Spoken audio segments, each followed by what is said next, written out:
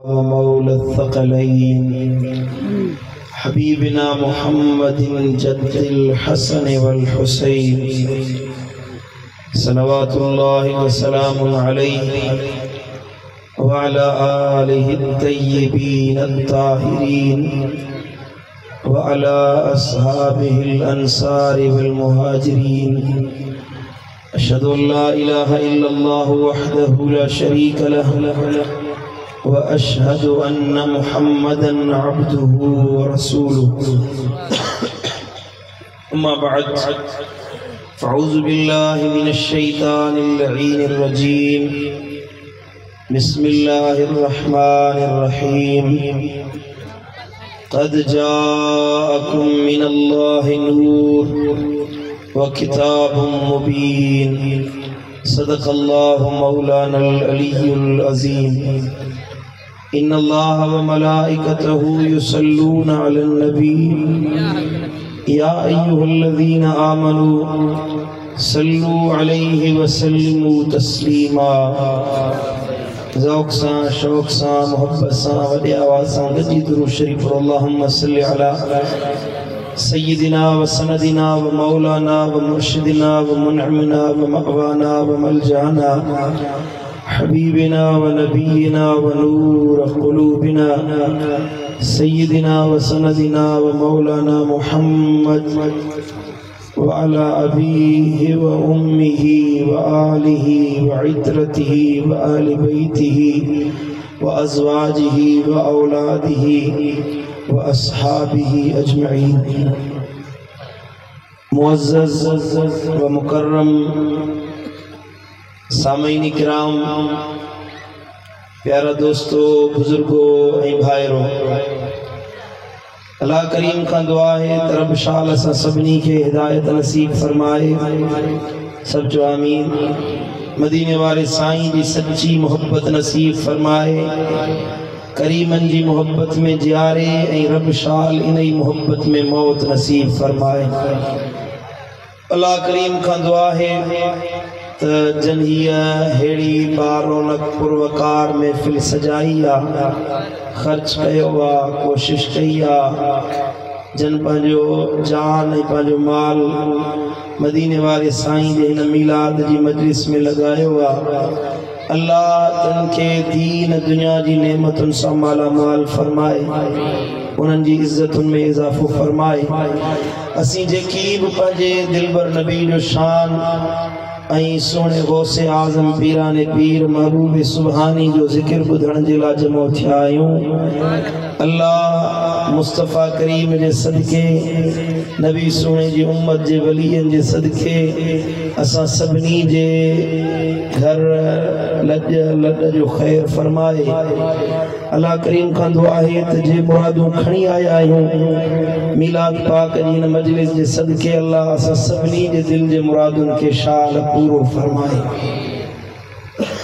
प्यारा दोस्तों, अल्लाह ताला जे पाक कलाम कुरान मजीद फुरकान हमीद मजा हिकड़ी मशहूर अल्लाह ताला तुझे मुझे दिलबर नबी सोने हबीब अरबी मुजीब अड़ियन जे आधार गमगीनन जे गमखार यतीमन जे यार मिस्कीनन जे मददगार सोहनन जे सरदार असा सभनी जे दिलरुबा मदनी मुख्तार सल्लल्लाहु अलैहि वसल्लम जो शान बयान फरमायो है। अल्लाह फरमायो त क़द जाअकुम मिनल्लाहि नूर, तहकीक अची वियो तव्हां अल्लाह जे तरफा मदीने वारो साईं नूर बणजी। सुभान अल्लाह। किताब मुबीन अकेलो न आयो आ, पर उन सां गॾोगॾु अल्लाह ताला हिकिड़ो रोशन चिट्टो वाज़िह किताब यानी कुरान मजीद में मोकिलियो आहे। हरी जो सुभान अल्लाह।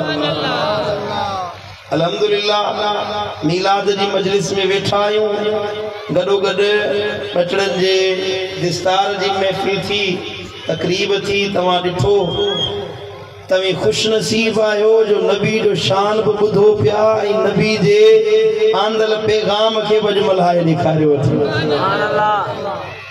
छो त माण्हू सिर्फ़ ॻाल्हि कंदा आहिनि, ॻाल्हि मञंदा न आहिनि। माशाअल्लाह जो मुगेरन ॿुधी बि आहे, दिलि लाती बि आहे, यार सां निभाई बि आहे। अल्लाह तव्हांखे हिन जो अजर अता फरमाईंदो। रब्बे कायनात फरमायो त अल्लाह वटां ए ईमान वारो, ए मोमिनो, तव्हां ॾे आयो आहे। कद जाअकुम, तहकीक अची वियो। कंहिंॾे? अल्लाह तो फरमाए तव्हां ॾे। कुम ज़मीर जो मर्जे ईमान वारा आहिनि, मोमिन आहिनि, जन कलमो पढ़ियो। हालांकि मदीने वारो साईं कुल कायनात जे लाइ नबी बणजी आयो आहे। मदीने जो ताजदार पूरी दुनिया जे हर फर्द जे लाइ, हर इंसान जे लाइ, रुगी माण्हुनि जे लाइ न, जिन्न ऐं मलाइकनि जे लाइ बि नबी बणजी आयो आहे। या अय्युहन नास कद जाअकुम बुरहानुम मिर रब्बिकुम, ए इंसानो तहकीक तव्हांजे पालनहार वटां तव्हांजे मदीने वारो साईं चिट्टो दलील बणजी आयो आहे। अब अगर समझो ताले छका पे आयो जा हिकड़े हिन बुजुर्ग जी सुभान अल्लाह बुधा दो, बाकी बिया बात में मुंह विझी आया आयो, जेके ज़बानू खणी आया आयो छो सुभान अल्लाह,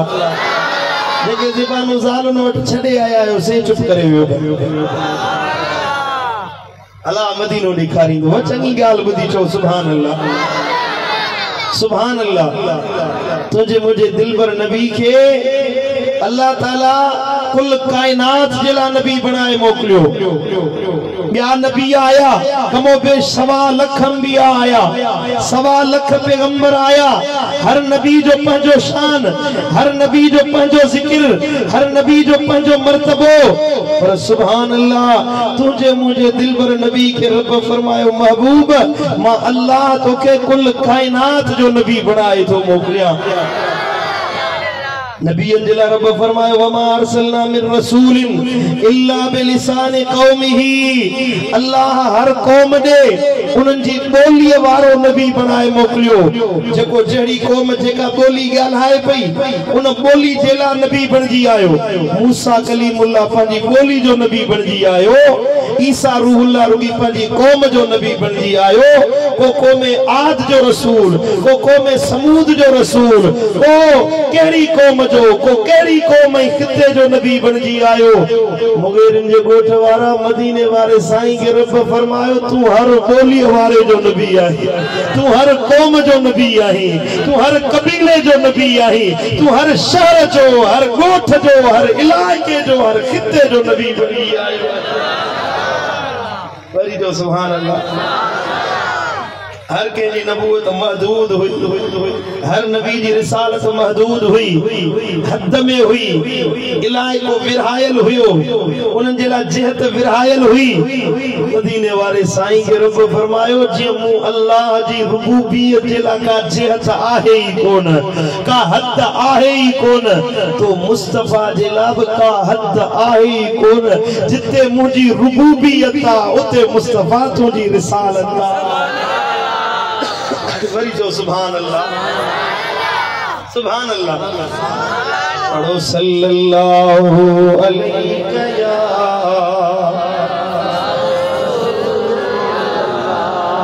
मोहब्बत से पढ़ो सल्लल्लाहु अलैहि या रसूल अल्लाह।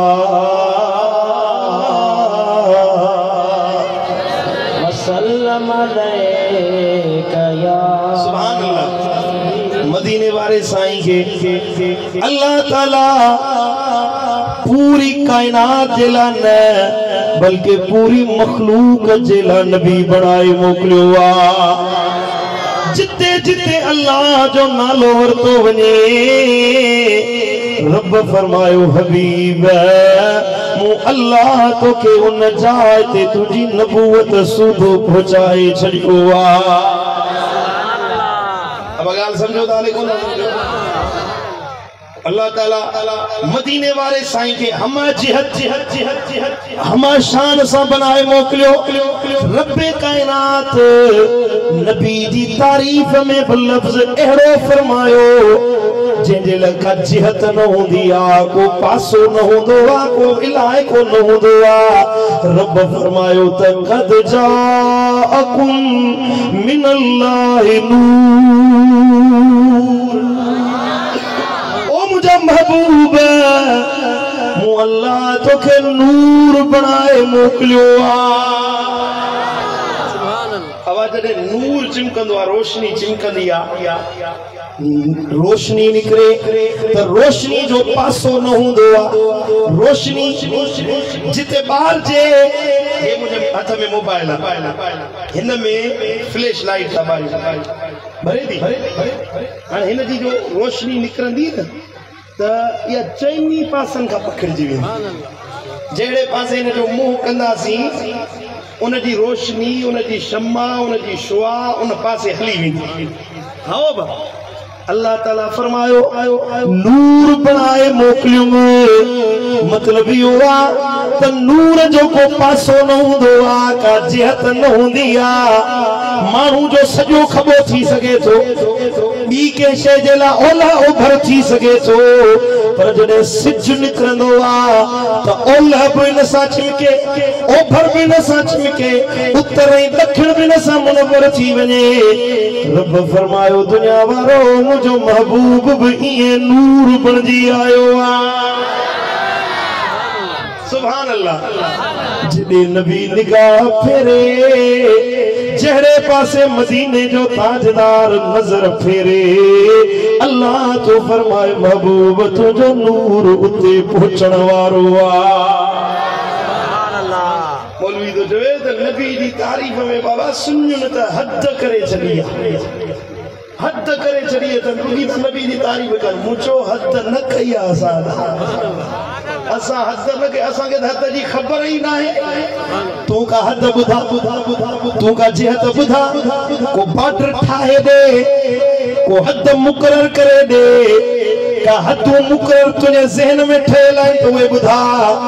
असां सुञुन वटि बसि हिकु हद आहे त मदीने वारो अल्लाह नाहे, रब नाहे, ख़ालिक नाहे। अल्लाह अल्लाह रब रब आहे। रब खां बाद में इन कायनात में का ज़ात आहे शान वारी, मान वारी, मकाम वारी, जंहिंजा महासिन बयान कजन, जंहिंजा महामिद बयान कजन, जंहिंजा मौजज़ा बयान कजन, जंहिंजा मकामात बयान कजन। ॿी का ज़ात नाहे, हिकु मोहम्मद मुस्तफ़ा करीम आहे। तो सुभान अल्लाह, सुभान अल्लाह। मुझे मुर्शिद दिलबर साईं मासरी वारे बुधा कई जने यो शान ॾिठई त जे तो मुंहिंजी दिलड़ीअ जो दिलबर महबूब मोहम्मद वा, रहमत जो पिरी पे कर, रहमत जो पिरी पे कर, महबूब मोहम्मद वा। अल्लाह ॾियण ते आ हथ वंडो हबीबन जे, अल्लाह ॾियण ते आ हथ वंडो हबीबन जे। वो सोनो सखी सरवर महबूब मोहम्मद वा। अल्लाह दिनस चाबियूं कुल पंहिंजे खज़ानन जो, कुल पंहिंजे खज़ानन जो। आतैना कल कौसर महबूब मोहम्मद वा। चो मुझी दिलड़ीअ जो दिलबर महबूब मोहम्मद वा। बाबा थकनी भी आयो पढ़ो सल्लल्लाहु अलैहि या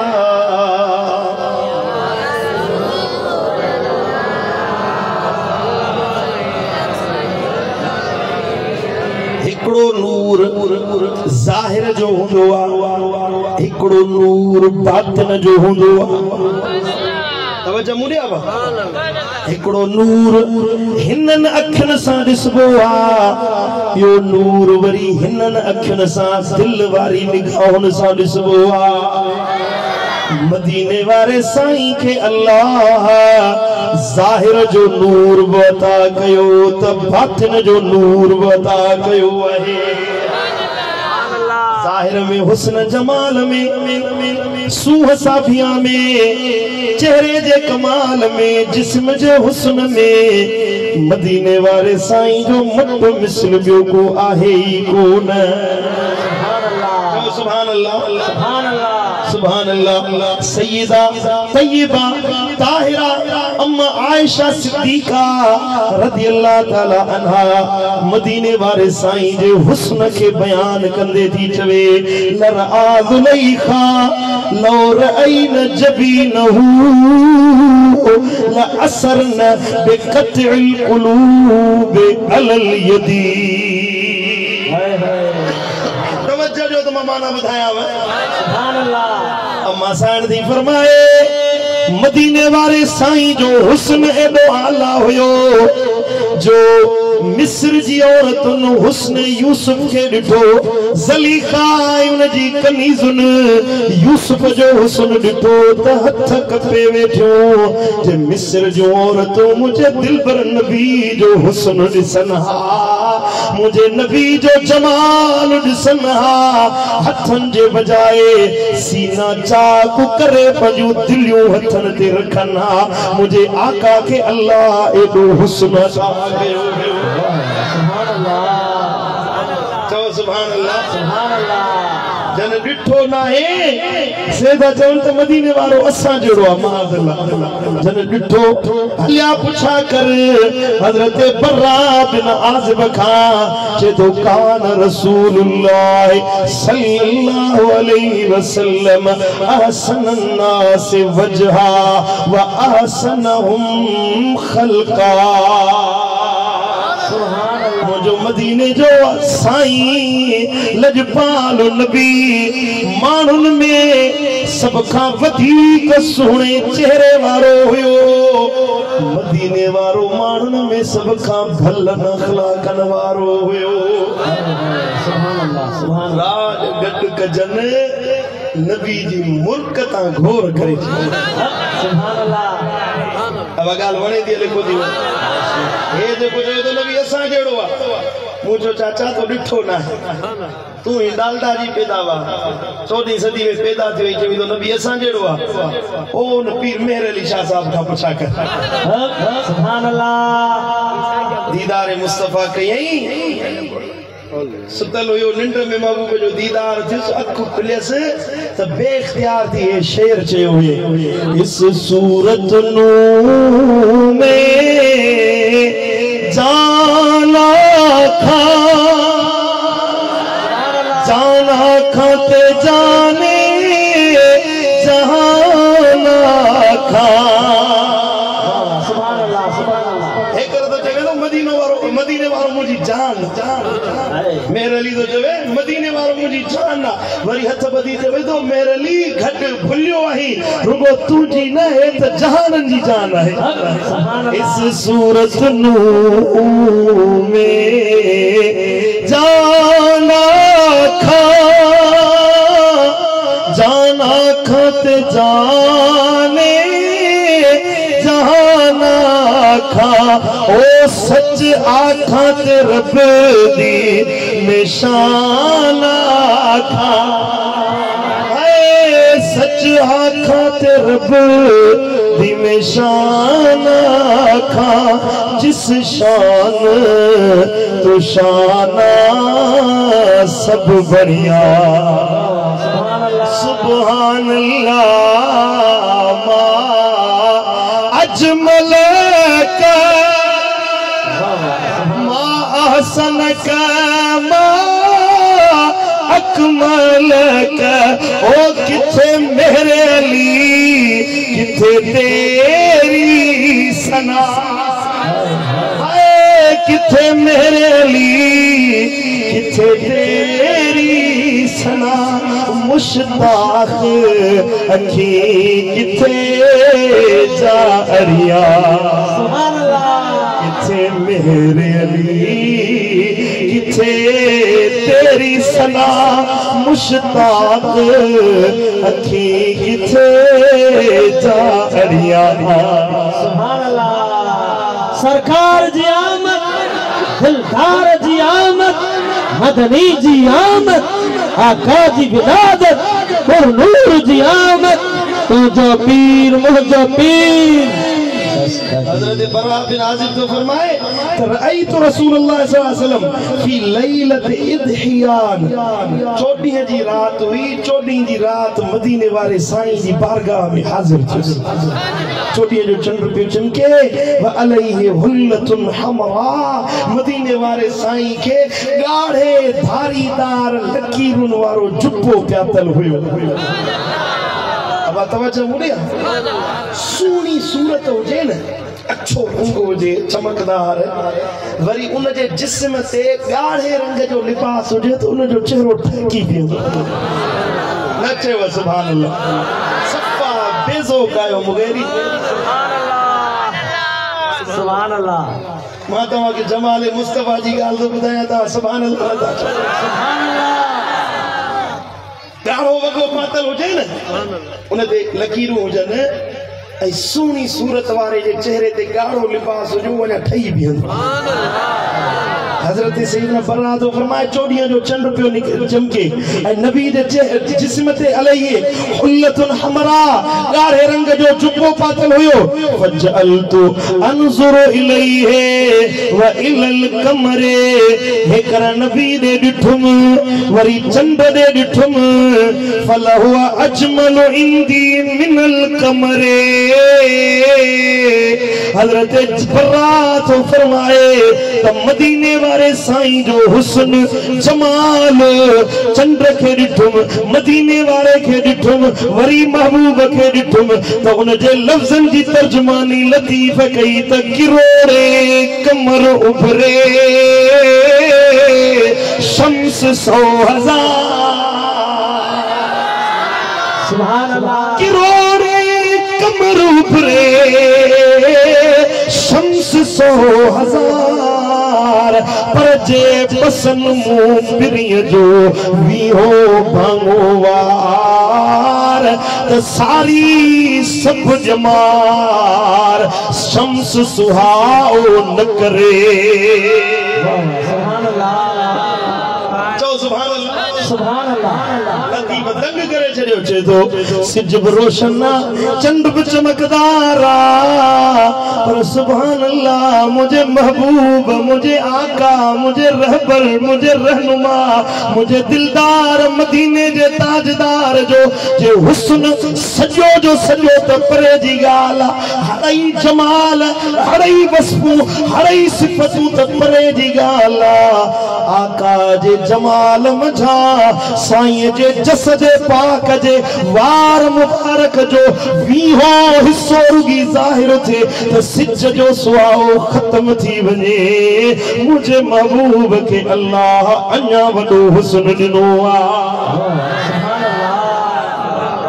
अले गाल वणी आले कोन वणी सुभान अल्लाह सुभान अल्लाह हे जन डिठो ना ऐसे ता चवंदा नबी असां जेड़ो हाओ हाओ हाओ बा मां वेठो मातली में ने जी तकरीर के नबी सुने जी तारीफ थी असा फकीरन जो कमी मदीने वाले जी तारीफ करे सुभान अल्लाह हाओ न असा सुन्नन जो जीण मरणा है मदीने वाले जी तारीफ सना सुभान अल्लाह मानो साईं गाल कई तो मुगेरन के छा थियो आज बाबा रुगी दा मिलाद मलान रुगी मुगेरन में जलसा दा अब जे के यार चाहे तो तेगा यार पाजी तारीफ कराए तवा खुश नसीब आयो जे बार बार मदीने वाले जो मिलाद करायो था आलिमन के सदाए विहारे ए मुस्तफा जी तारीफ ए वाखान करायो था तवा मुबारकबाद जा हकदार आयो या हर कंहिंखे इहा खुश नसीबी नसीब न थींदी आहे कि बख़्तन ऐं भागत वारा हूंदा आहिनि जिन खे मदीने वारे जे मिलाद मल्हाइण जी सआदत। सुभान अल्लाह सुभान अल्लाह। दुनिया सिक्के दी पई त यार जी भी हिक झलक नजर अचे। सुना है आप हर आशिक के घर तशरीफ लाते हैं, मेरे घर में भी हो जाए चराग या रसूल अल्लाह। वरी जो सुभान अल्लाह सुभान अल्लाह। छा बुधाया मदीने वाले जो हुस्न जी ॻाल्हि हलिया तो सही बुखारी जी हदीस बुधाया। हिजरत वाली रात महबूब सुना जॾहिं हिजरत करे मदीने शरीफ अचनि पिया, रस्ते में मदीने वारे साईं सां गॾु साथी हज़रत सैयदना यारे गार खलीफे बिला फसल हज़रत सैयदना अबू बकर सिद्दीक बादल अंबिया अफजलुल बशर गॾु आहे। ऐं अबू बकर सां गॾो गॾु मदीने वारे साईं जो हिकिड़ो ॿियो बि गुलाम आहे, हिकिड़ो राह ॾसण वारो, टियों उहो हज़रत अबू बकर जो गुलाम हुयो। 4 ॼणा माण्हू हुया। रस्ते में साज़ो सामान ख़त्म थी वियो, रस्ते में ज़ाते राह जेको हुयो सो ख़त्म थी वियो। ख़ैमो नज़र आयो। अबू बकर चयो या रसूल अल्लाह हिन ख़ैमे में हलूं, मतां का खाइण पीअण जी शइ मिली वञे। बा तवज्जो मुड़िया तव्हांजो खैमो हुयो। हिकड़ी औरत जो नालो हुयो उम्मे मेबद। उम्मे मेबद जो घणो ज़िक्र हदीस जी किताबन में अचे तो। छाजे ला वो तव्हांखे ॿुधायां तो छाजे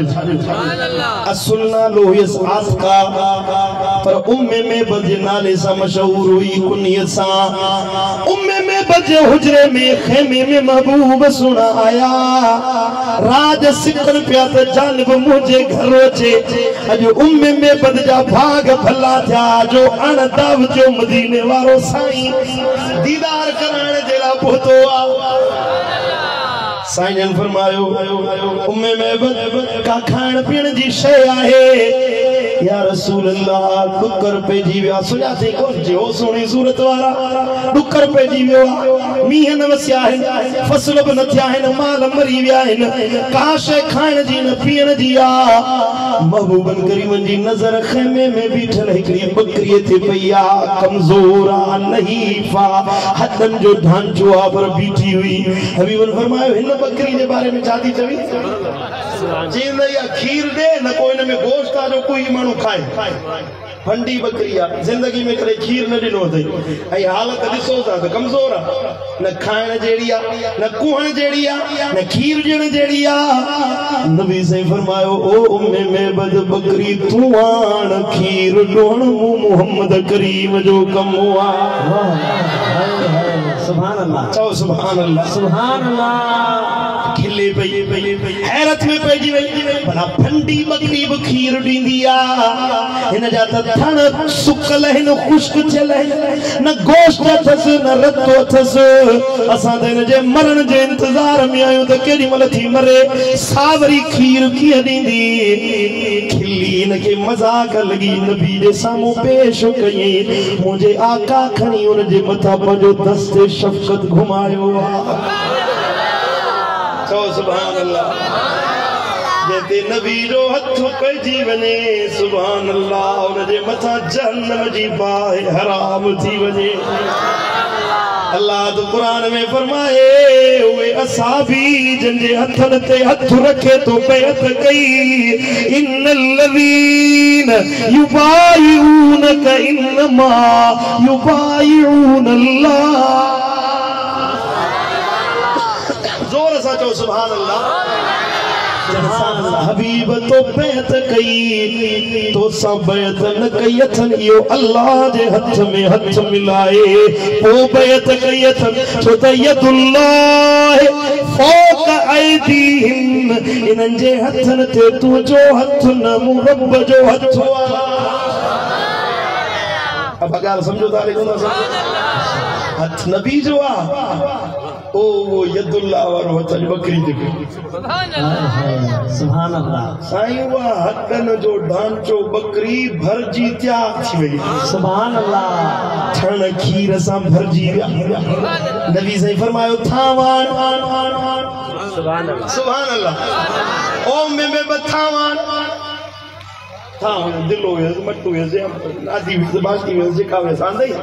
मदीने वारे पांजे हथन सां खीर ॾोण शुरू कयो आहे। हिकिड़ी बकरी घणो खीर ॾींदी? मां फकीर तुंहिंजे घर में बकरी भी ॾिसी आयो आहियां। इश्क महांगो किलो भला असां 2 किलो बि थऊं। वॾी का ज़फरी ऑस्ट्रेलिया जी बकरी हुजे वॾी 2 किलो खीर दे। सुभान अल्लाह। हे असां जूं बकरियूं किलो पाव 1.5 पाव 1/2 किलो खीर दे। पर हिय उम्मे में बदरी बकरी जे नबी जो हथ पियो आ साईं ॾुहन पिया। सुभान अल्लाह। ओ जो छाम हुयो खीर सां भरजी वियो। बकरी जे थणन मां खीर खत्म न थो थे। सुभान अल्लाह। उम्मे में बद जे घर जा थाव छिपा देगड़ियूं गिलास जग मतनाद सब भरजी विया। बकरी जे थणन मां खीर खत्म न थो थे। वरी जो सुभान अल्लाह। सुभान अल्लाह। सुभान अल्लाह। सुभान अल्लाह। नबी सुने खीर पीतो। अबू बकर सिद्दीक इन साथियों खीर पीतो साईं रवाना थी विया। थोड़ी देर गुजरिया उम्मे में जो मुर्स आयो घर में जो बरकत ॾिठई त हैरत में पइजी वियो। घरवारी एडियूं के बकरियूं वांदियूं थी जो सॼ खीर जा सां थाव भरिया पिया आहिनि पिया। हीअ बरकत किथां आई? हे बरकत भरिया इनायतूं किथां आयूं? त उम्मे में जेको जवाब ॾिनो सो तारीख़ में लिखजी वियो आहे। राजन के पढ़ियो एड़ी नबी जे जमाल जी हुस्न जी के गाल न कई जेड़ी उम्मे में बदमदीने वारे जे हुस्न जी गाल पंहिंजे मुर्स सां करे ॿुधाई चेदी रही तो रजुलन ज़ाहिरल वदाते। ओ मुझा घर वारा अज हिकिड़ो मर्द मुझे घर में आयो जंहिंजो हुस्न जंहिंजो चेहरो जंहिंजी रंगत वॾी चमकदार हुई। इएं पियो लॻे जो अबलजल वजहे हसनल खल्के वॾे सुहिणे चमकदार चेहरे वारो हुयो। खिलकत में सभिनी खां वधीक सुहिणो हुयो। लम तो इबो फुलजतन वलम तुजरे बिही सुलतन। नसनन पेट बाहर निकल हुयो न नंढे मथे वारो हुयो। वसीमुन कसीमुन इए पियो लगे जो संगन चेहरो ॾाढो दिलकश खूबसूरत हुयो। सुभान अल्लाह। ऐं संदस जिस्म हर उज़्वो पंहिंजी जाइ ते पंहिंजी बीहक में सुहिणो पियो नज़र अचे। सुभान अल्लाह। हवा हिकिड़ो माण्हू सुहिणो हूंदो आहे न कंहिंजो पेट ॿाहिरि निकितल हूंदो चेहरो सुहिणो हूंदो त मथो गंजो थियल हूंदो। कंहिंजी ॾाढी सुहिणी न हूंदी कंहिंजा कन ॿाहिरि निकितल हूंदा कंहिंजे आवाज़ में मेठ न हूंदी कंहिंजूं अखियूं सुहिणियूं न हूंदियूं। उम्मे में बदी चवे वसीमुन कसीमुन ॾाढे दिलकश चेहरे वारो हुयो जो अंगु अंगु साईं जो पंहिंजी जाइ ते पाण मिसाल वारो हुयो। वरी जो सुभान अल्लाह। सुभान अल्लाह। मुझे मुर्शिद दिलबर साईं बता कई मिठा माखिया ऐं मिसरी खां मिठो तुंहिंजो इस्म आहे। अतुर ऐं मुश्क अंबुर खां अतुर ऐं मुश्क अंबुर खां तुंहिंजो सुरहो जिस्म आहे। जाओ सुभान अल्लाह। सुभान अल्लाह। मुझे दर्दन संदोदारू तुझो दीदार आमदनी। सुभान अल्लाह। मुझे दर्दन संदोदारू तुझो दीदार आ दिलबर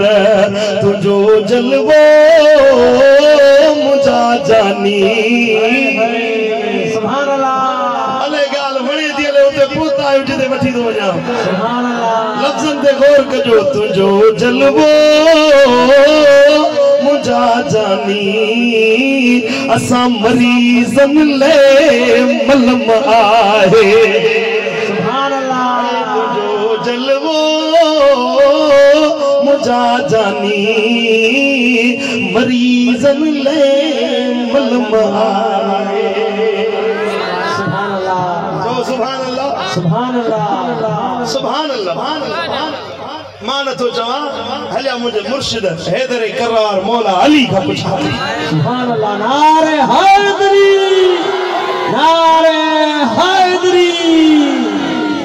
अबा क़यामत ताईं हक़ अली सां गॾु ऐं सुन्नी अली सां गॾु चओ सुभान अल्लाह हेजे मौलवी जे डालडा जी पैदावार इन जी ॻाल्हि सही आहे मुर्शिदनि जे मुर्शिद वलियनि जे रहबर और रहनुमा दुनिया जे ताजदार मौला अली जी ॻाल्हि हक़ आहे जवाब जो अली सचो अली हक़ वारो हैदर करार दो फरमाए के पुछा गई नबी जे चेहरे जे बारे में तो फरमाए तो ॾिसण वारो जॾहिं ॾिसे त ईअं चवंदो लम अर मिसलहू क़ब्लहू वला बादहू मदीने वारे जहिड़ो न को अॻु ॾिठो हुयो न पोइ को आका जहिड़ो ॾिठो सुभान अल्लाह हीअं के भरी मजलिस में ईंदा हुया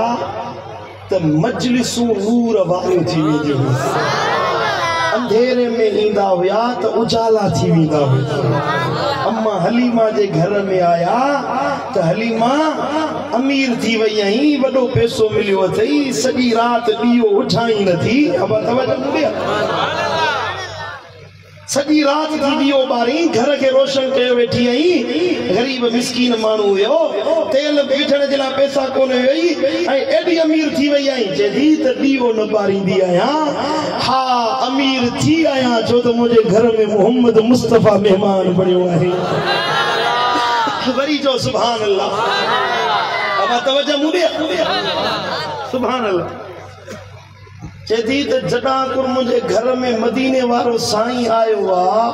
तॾां कुर मूंखे ॿिए ॿारण जी ज़रूरत ई न पई अरे मदीने वारो आयो त हलीमा जा ॾुख लही विया हाय हाय सुभान अल्लाह जे असां आशिक़नि ते करम करे त महिरबानी थींदी कहिड़ो कोन थींदी बेशक सुभान अल्लाह दुरूद शरीफ पढ़ो त हिकिड़ी ॻाल्हि ॿुधायो सल्लल्लाहु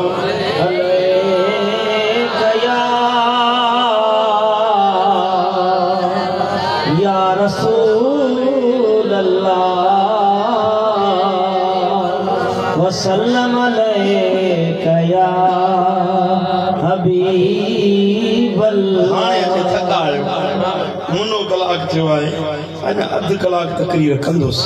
सुभान अल्लाह तवजो जो बाबा अञा त दस्तगीर जो शान हाणे तो ॿुधाया तव्हांखे हाय हाय कल चोॾीं मूं हिकिड़े मौलवी जी तकरीर ॿुधी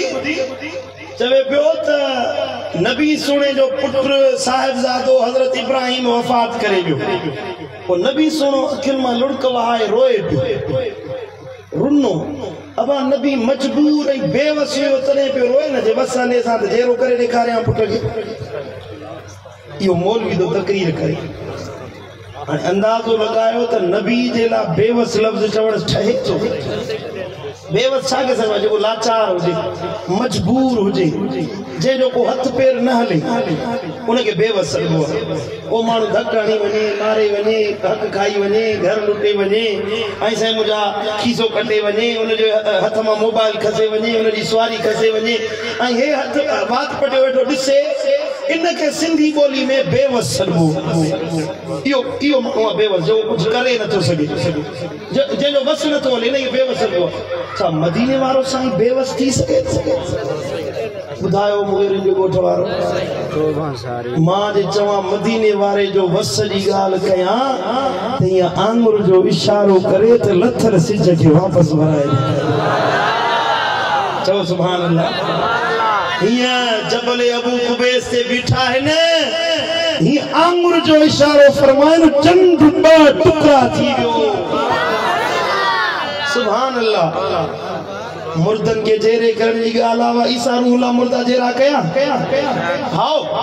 ईसा रूहुल्लाह जो तो इमाम मदीने वारो साईं है हजरत ईसा रूहुल्लाह मादरजाद अंधन के आंगुर जो इशारो कंदो हुयो तो समा थी वेंदा हुया। मैयत के जियारण जी गाल अचे फरमाइंदो उठी अल्लाह जे हुक्म सां तो मुआ मानू जेरा थी वेही रहंदा हुया। सुभान अल्लाह। ए ईसा रूहुल्लाह जी गाल तो करी मुझो दिल पर नबी त ईसा रूहुल्लाह जो नबी ए रसूल आहे। रब तो फरमाए आमिन बे मुहम्मद या ईसा ओ ईसा मां अल्लाह तुके अमर तो जात मुझे महबूब मोहम्मद करीम ते ईमान आणण वारो बणजी वञ। सुभान अल्लाह। जे ईसा रूहुल्लाह में यो कमाल आ मदीने वाले में कमाल न हो तो नबी त परे जी गाला मदीने वाले साईं जे उम्मत मां नबी जे बचड़न मां मुझे मुर्शिद पीरन जे पीर गौसुल आजम महबूब सुबहानी कंदील नूरानी शहबाज लामकानी हजरत सैयदना अब्दुल कादिर जीलानी हसनी हुसैनी सब चो रज़ी अल्लाह ताला अन्हु सुने गौसुल आजम में यो पावर हुयो जो मुर्दन के इशारो करे तो मुर्दा उठी वेही रहंदा। सुभान अल्लाह। बगदाद शहर में मुनाजरो पे हले बस 100 मौलवी बैठा होया मुनाजरे जेला। हिकड़े राहिब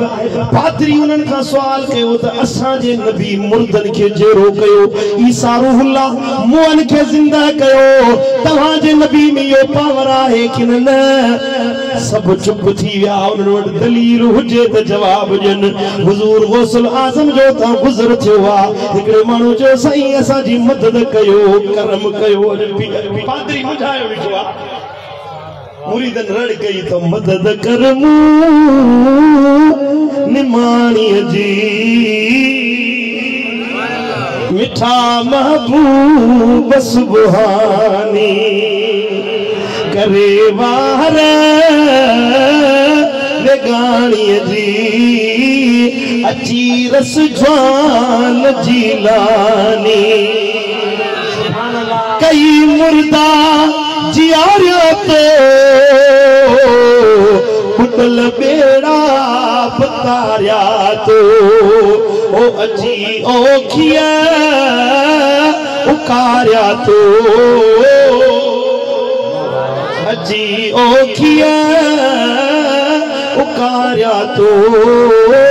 एड़ो तू पीर लासानी।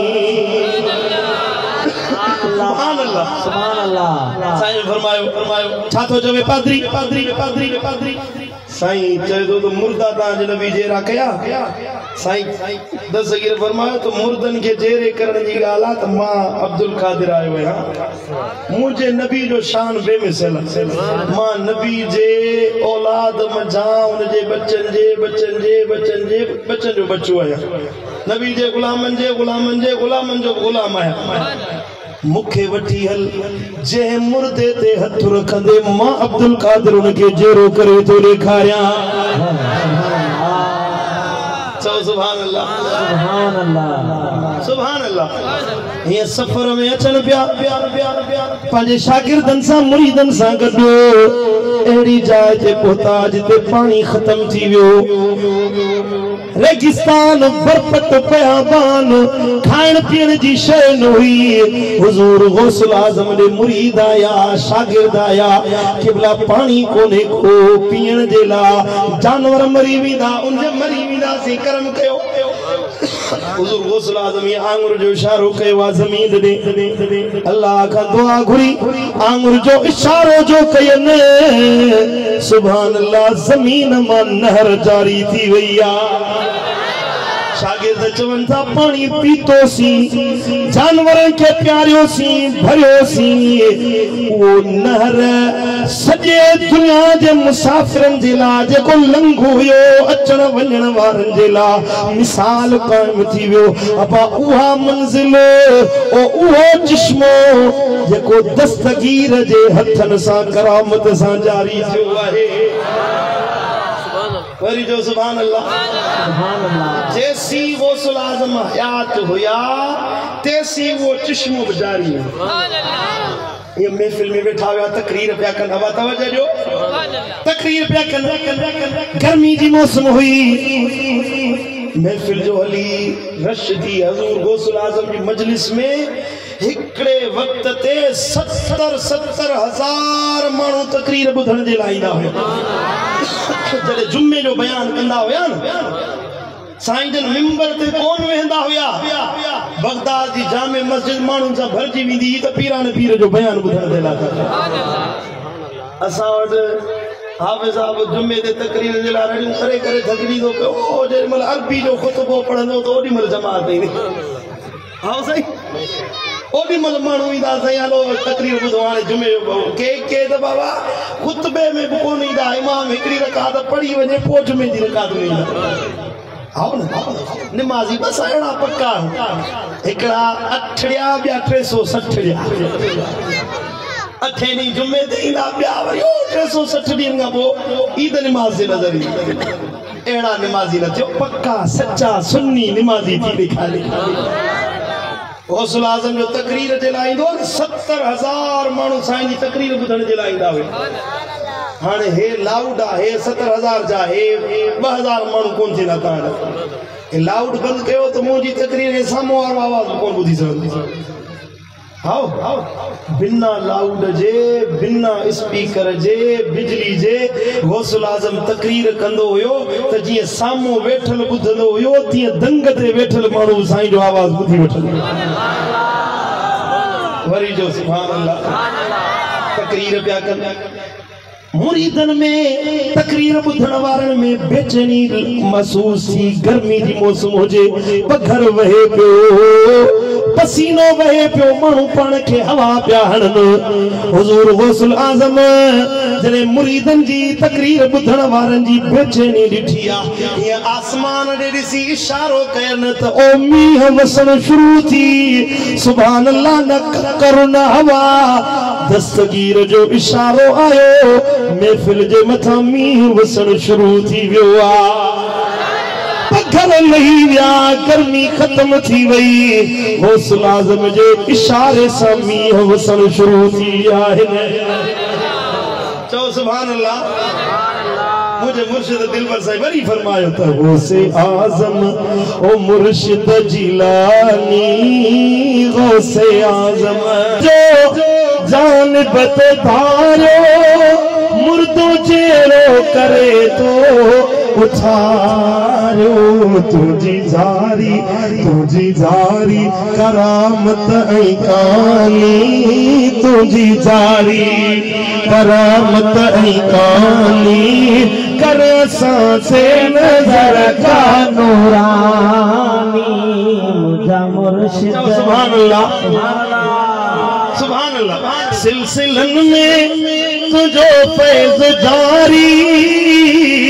वंड तो खा वठे खल्क सारी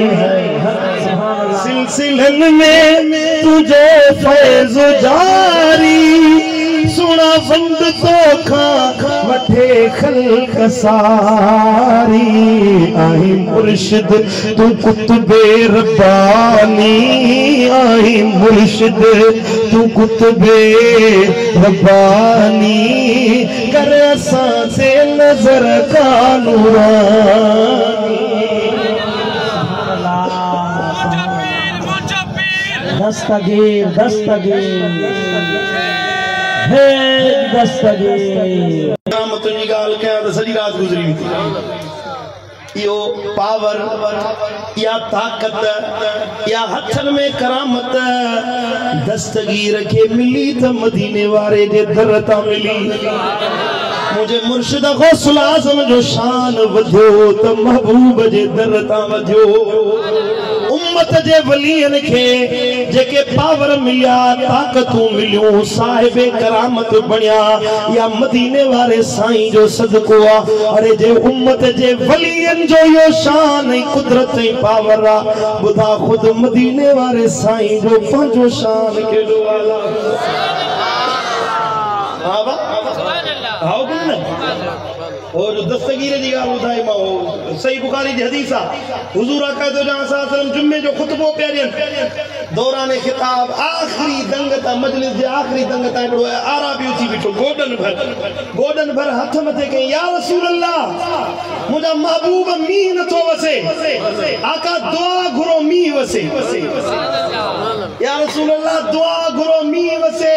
न त भूख मरी वियासी बच्चा मरी विया जानवर मरी विया दुआ घुरो मी वसे साहबी जो नबी सोने दुआ जे हथ कया दुआ घुरी दंग न कई अथन एडो तेज मी वसियो जो साईं जी सुहारी मां मी दा कतरा टिमन पिया सुभान अल्लाह एकड़ो डी बियो डी टियो डी पंज डी ओ सागो जुम्मो फिरी आयो मी बंद न पियो थे 7 ॾींहं गुज़री विया मी बंद न पियो थे सागो जुम्मे जे मिंबर ते महबूब बैठा खिताब शुरू कयन सागो अरबी सागे हाल में गोडन भरू थी बिठो या रसूल अल्लाह ओ मुझा महबूब दुआ घुरो मी बंद थे घर लुड़ी विया माल मरी विया या रसूल अल्लाह खुदा जो वास्तो दई दुआ घुर मी बंद थे त नबी से हाने दुआ जे हथ न खया अच्छा दुआ घुरण जे हथ न खया अंगूर जो इशारो ता कर अल्लाहुम्मा हवालना वलालना ओ मुझा मौला असा जे चौधारी में वसा असा जे मथा में न वसा सावी चवे तो नबी जे आंगुर जो इशारो खजंदो वियो जिते आंगुर फरे पई झुड़ ओडे लहंदो पियो जे ताज थी गोल दायरो थी बीहंदो आ न मदीने जी वादियुनि में माथरियुनि में जबलनि में 40 ॾींहंनि ताईं मींहुं वसंदो रहियो मदीने जे घरनि ते मींहुं न पियो वसे चओ सुभान अल्लाह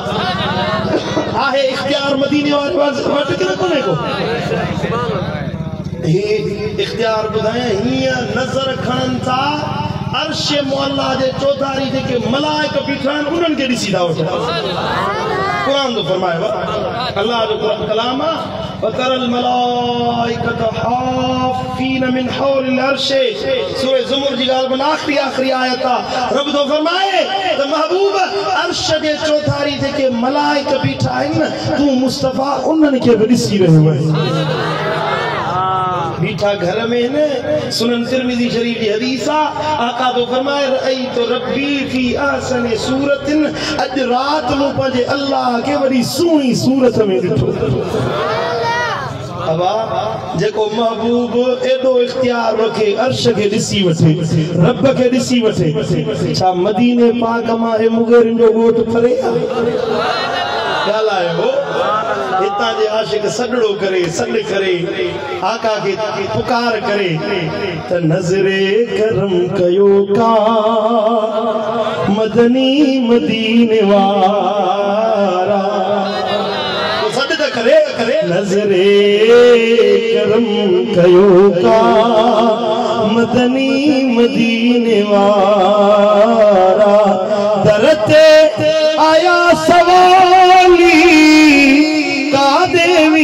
बेचारा नजरे करम कयो का मदनी मदीने वारा सारो जान जानी पुरनूर तो कयो मंगतन के मोजा मदनी भरपूर तुझी सिफत में नाज़िल कुरान जा सिपारा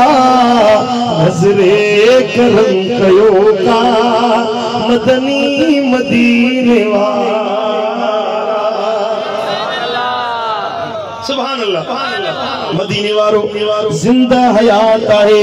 ताकत वारो है जी ज़ाहिरी हयाती में मुझे महबूब वटो अल्लाह कुवत रखाई हुई पर अजू न ताकत के अल्लाह अल्लाह वधाए छड़ियो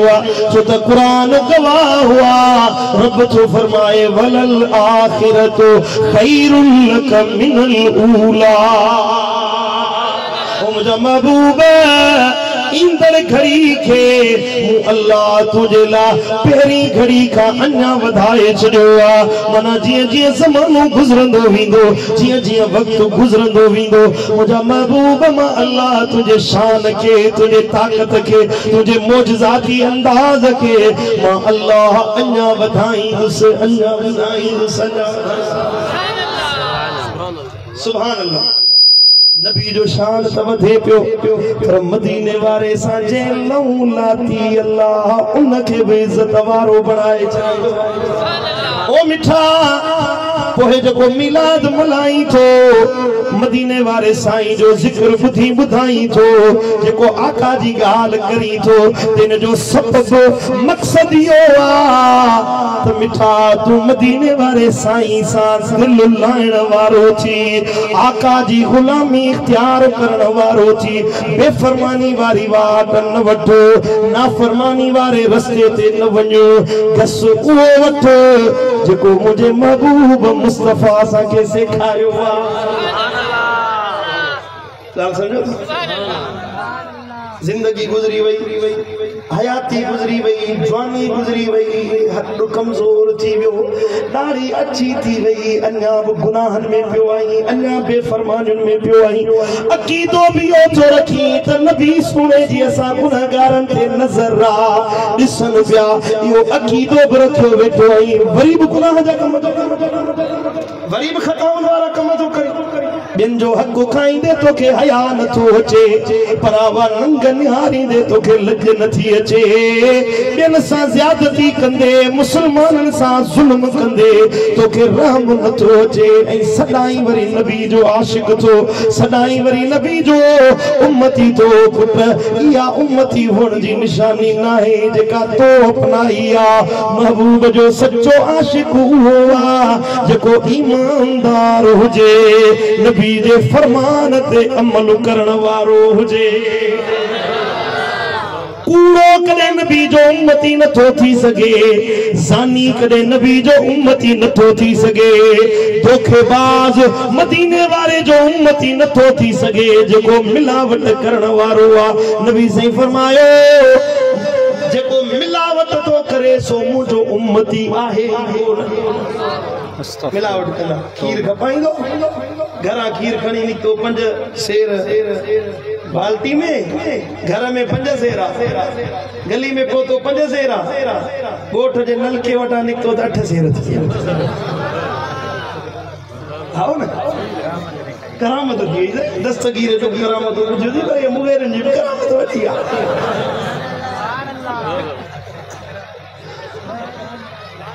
खुदा जबाना अल्लाह जो खौफ रख मिलावट न कर अल्लाह का डिजी धोखेबाजी न कर मदीने वाले साईं फरमायो ब्याज न वठो कुरान दो चवे जेको ब्याज तो वठे वो अल्लाह सा जंग तो करे आवाज को रब सा जंग करे सो खटींदो या हाराइंदो नबी साईं फरमायो रुपयो ब्याज जो खाए कन खोले हदीस बुधो रुपयो ब्याज जो खाए यो एडो वडो गुनाह हुआ जो होदा काबे जे अंदर पांजी मां सा जिना करे रुपयो ब्याज जो अन्या वडो गुनाह नबी सही फरमायो जहन्नम जी बाह में मेराज वारी रात मुंडा मानू डिठा जंजा पेट तमाम वडा हुया कमरन जेड़ा पेट होयन उन जे पेटन में उठ जेड़ा नाग बलाऊं बिछोण के डंगन प्या रखन प्या उन जो रड़ियों दाहू पियो निकरन वो पूछा के ये केर बदबख्त है अर्ज के या रसूल अल्लाह जेके हराम खाइंदा हुया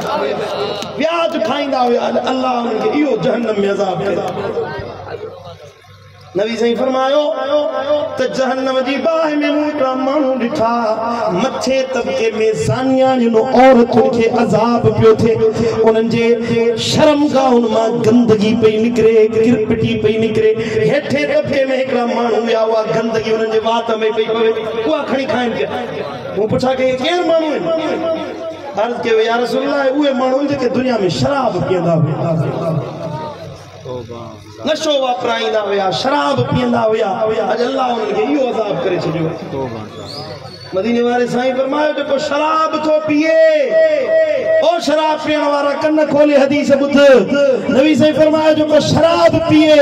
40 ॾींहनि ते उन जी का दुआ कबूल न थींदी आहे उन जी का इबादत कबूल न थींदी आहे 40 ॾींहनि में माफ़ी वठे त अल्लाह माफ़ कंदुसि बख़्शे छॾींदुसि माफ़ी वठी वरी शराब पिए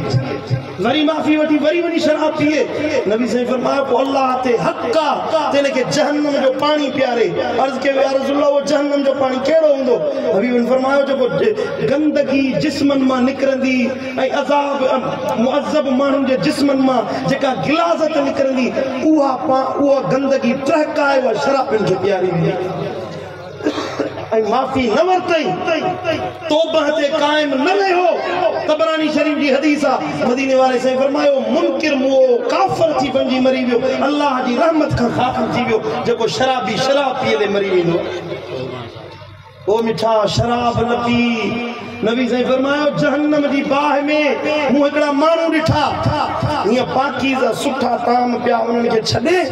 किरपटी गिलाज़त गंदगी पई उहा वेठा पिया खणी खाइनि मूं पुछा के केरु माण्हू आहिनि अर्ज़ कयो या रसूल अल्लाह उहे बदबख़्त आहिनि जंहिंजे घरनि में हलाल पाकीज़ा निकाह वारियूं घर वारियूं हूंदियूं हुयूं उन्हनि खे छॾे ॿाहिरि वञी कारो मुंहुं कंदा हुया ज़िना कंदा अॼु अल्लाह उन्हनि खे इहो अज़ाब कयो ओ अजीज ओ मिठा एड़ा कम न कर जिंदे करे तो के जहन्नम जी बाह में सड़नो पवे अल्लाह जे दमन जो हकदार बनजी वनी मरणो तो सबनी के आहे एकड़े दिहाड़े तोखे मुखे बिनी के मरणो कुल्लु नफ्सिन ज़ाइक़तुल मौत हर नफ्स के मौत जो ज़ाइक़ो चखणो आ पुट मरण जे वक्त में मानू के पांजी जिंदगी जा अमल याद शैतान इंदो उहे अमल खणी ते याद ॾियारींदो आहे जेके कया हुए असा जे मातरी जे आसपास में हिकिड़ो माण्हू हुजे तवजो मूं ॾिजो हुको पींदो हुको छा पींदो चिलिम हुको जॾहिं महिल मरे पियो त माइटनि चयो ज़बा चओ ला इलाहा इल्लल्लाह मुहम्मद रसूलुल्लाह कलमो पढ़ चए थो फूक हुको हाणे जो हुको कलमो न पढ़ी हुको कंदे कंदे मरी वियो कलमो नसीब न थियुसि अल्लाहु अकबर कबीरा ओ मिठाओ जेका बुरी वस्फ बुरी आदत अंदर में हुई न मरण जे वक्त में वो हुको याद हुयो राशि हुयो रिश्वत वठण वारो ऑफिसर हुयो मरे पियो तो माइट मिठा चे विठस जे कलमो पढ़ जे कीअं पढ़ा जेको मुसलमानन का रिश्वत वरती हुई न हीअं तो लगे ॼण हिते गिचे में का सुई चुंबी पई थी ऐं मूंखां वो कलमो शरीफ हाथ मां नथो निकिरे हिकिड़ी वीडियो के मोकली ऑफिसर हुयो वापदा जो ऑफिसर हुयो मुसलमानन सां ज़्यादतियूं कंदो हुयो घटि वधि ॻाल्हाईंदो ॾिठा त वापदा वारनि जा हाल माशाअल्लाह पूरा आहे अस्पताल में पियो हुयो ये वात खोलन वात सॼो कीड़नि सां भरियो पियो वो जो ज़्यादतियूं कई मुसलमानन पुट अल्लाह का पनाह घुरो मत अहिड़े बुरे मौत में वञी पऊं मत अहिड़ी बदबख्ती वारी जिंदगी में वञी पऊं ओ मिठा मोमिन वारो मौत घुरी तो महबूबन फरमायो ईमान वारे जो रूह ईअं निकिरंदो आहे जिस्म मां जीअं अटे मजा वार छिके ॿाहिरि कंदो वो मोमिन वो थई जेको मदीने वारे जो सच्चो आशिक हुजे नबी जे फरमान ते अमल करण वारो हुजे तू दे खबर अमल कंदे हले कोन कंदे केड़ा केड़ा अमल कंदा हथ ते मथे खणो वाली सा और जो वायदो कयो त 5 वक्त नमाज पढ़दा नमाज असली कज़ा न कयो हिकड़ी नमाज को जानी वाणी छडे दे उनके 620 साल जहन्नम जी बाह में चलायो वेंदो केतरी नमाजू कज़ा के वेठो अज अहद कर त निमाज कज़ा कोन कंदासीं निमाज कज़ा न कयो ये ॾाढी सुहारी नबी जी सुन्नत चार आंगुरनि जे बराबर हुजे त एतिरी रखो चार आंगुर इन खां घटिजे न वधीक वधी वञे त ख़ैर आहे चार आंगुर ॾाढी रखो सुन्नत मुताबिक़ ये ॾाढी 1.25 लख नबीअनि जी सुन्नत हिकिड़े न 1.25 लख नबीअनि जी सुन्नत ॾाढी उड़ाईंदो माना माण्हुनि खे वणनि सुहिणो थो लॻा मां ॾाढी उड़ाईंदे माण्हू पुछड़ो लॻंदो सुनो न लगंदो जे दाढ़ी चेहरे ते सुणी न लगे हा त सुणन जे सरदार मोहम्मद करीम जे चेहरे ते अल्लाह दाढ़ी न सजाए सुभान अल्लाह बेशक मर्द जे चेहरे ते दाढ़ी सुणी लगे बेशक समझो ता कि कोन समझो क़यामत जो दिहाड़ो थींदो न माण्हू उथंदा कंहिंजे मुंह ते दाढ़ी न हूंदी कंहिंजे मुंह ते 18 साल जा नौजवान थी उथंदा नबी सही फरमायो क़यामत जे दिहाड़े मुंहिंजे चेहरे ते अल्लाह दाढ़ी रखाई ये दाढ़ी सुन्नत तू मरंदे न सब शयूं खत्म थी वेंदी सब शयूं हली वेंदी हीअ दाढ़ी तो सा कब्र में गड्डी सुभान अल्लाह ये वाहिद अमल जो ज़ाहिरी सूरत में तो सा गड्डी हलंदो न कब्र में वो है दाढ़ी दाढ़ी सुहारी रखी मिठा अब्बो अम्मा जे मिलिया थई पी माओ अल्लाह जी वडी नेमत थई जे अब्बो अम्मा जिंदगी में हयात थई त इन का वडी बी का नेमत तुंहिंजे ला दुनिया में भी आहे अब्बे अम्मा जी खिदमत कर मदीने वाले साईं फरमायो अब्बे ऐं अम्मा जी औलाद जे ला घुरियल दुआ इए आ जे मोहम्मद करीम जी दुआ पंहिंजे उम्मती जे ला हूंदी जे उम्मती जे ला नबी जी दुआ रद्द न थींदी आ कि अब्बे अम्मा जी दिल सां घुरियल दुआ औलाद जे ला उहा रद्द न थींदी मिठा पी मां जी अहिड़ी खिदमत कयो उन्हनि जी दिलजाए दिलजोई कयो उन्हनि जी मुंहिंजा हक़नि जी पासदारी कयो अब्बे अम्मा जा बेफ़रमान न थियो पी कुराड़ो थी वञे माउ कुराड़ी थी वञे त उनखे ज़ाल जे चवण ते पुटनि जे चवण ते झिंकियो न अब्बे अम्मा सां ॾाढी आवाज़ सां न ॻाल्हायो क़ुरान जो फरमाए उफ़ बि न चवंदा कयो अब्बे अम्मा खे कुरान में लफ्ज़ आया काफ़ सूरत आल बनी इस्राइल अल्लाह तो फरमाए उफ़ बि न चवंदा कयो अब्बे अम्मा खे मिठा अब्बे अम्मा जा बेफ़रमान न थियो नबी सही फरमायो हुमा जन्नतुक व हुमा नारुक अब्बो अम्मा तुंहिंजे लाइ जन्नत बि आहिनि जहन्नम बि आहिनि अर्ज़ कयो कीअं या रसूल अल्लाह नबी सही फरमायो जे उन्हनि जी फर्मा बरदारी कंदो त अल्लाह तव्हांखे जन्नत में दाख़िल कंदो जे उन्हनि जी बेफ़रमानी कंदो तव्हांजो नालो जहिड़े ई जहन्नम में लिखायो नबी सही फरमायो अब्बो जन्नत जो विचो दरवाज़ो जे अब्बे अम्मा जी खिदमत कई अल्लाह उनखे जन्नत जे विचे दरवाज़े मां जन्नत में दाखिल फरमायो जोर सां जो सुभान अल्लाह अब्बे अम्मा जा फर्मा बरदार थियो ओड़े पाड़े वारनि सां ज़्यादतियूं न कयो मुसलमाननि जा हक़ न खाओ कंहिंजी दिलि न रंजायो कंहिंसां झेड़ो फसाद न कयो भला कंहिंजो हक़ नथा अदा करे सघो घटि में घटि कंहिंसां ज़्यादती त न कयो कंहिंजी दिलि त न रंजायो कंहिंखे नफ़ो नथा पहुचाए सघो घटि में घटि कंहिंसां ज़्यादतियूं त न कयो अलाए मूं फ़कीर जूं ॻाल्हियूं सम्झ में अचनि थियूं अलाए हवा में कनात खां ॿाहिरि वियो अमल कबो इंशाअल्लाह अमल वारा थींदो नेक सालिह बणिजो मां ईअं नथो चवां त बस असुल सभा ख़्वाजा ख़िज़र बणिजी वञो न न बस मुंहिंजा मुर्शिद दिलबर साईं फरमाईंदा आहिनि त हथ कार सां दिल यार दुनिया जा कमकार कयो वंहिंजो वापार कयो तिजारत कयो पंहिंजे बच्चनि जे लाइ हलाल रोज़ी कमायो पर दिलि मदीने वारे साईं सां जुड़ियल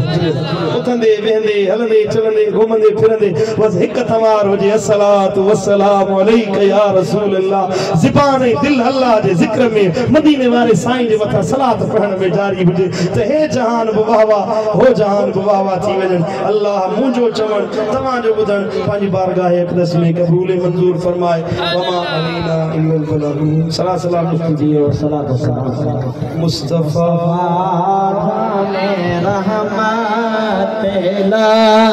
को सलाम शम्ए बज़ में हिदायत पेला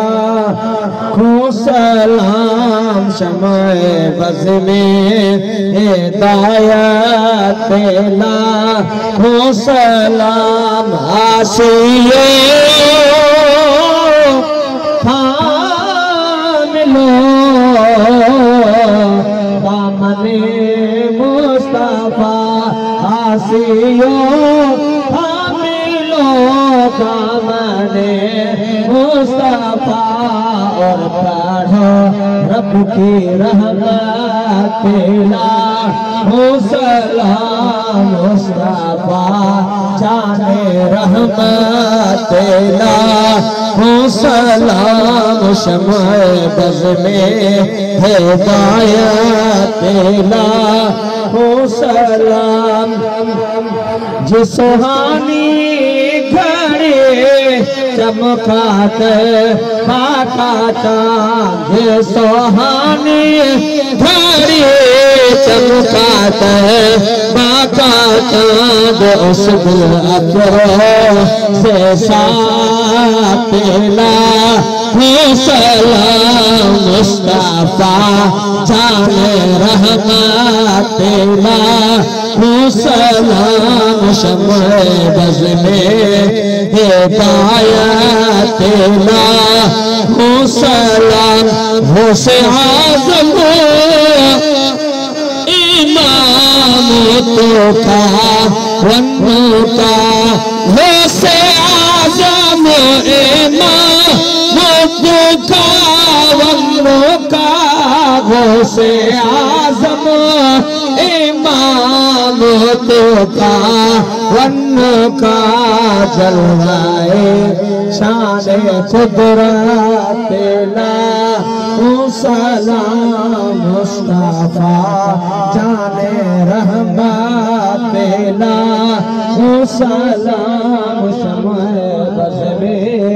हिदायत हो सलाम या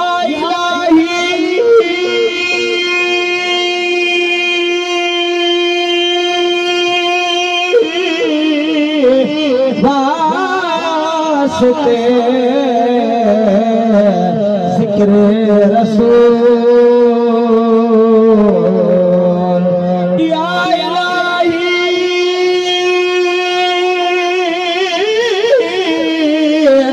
सदके हज़रत बतूल ये सलामे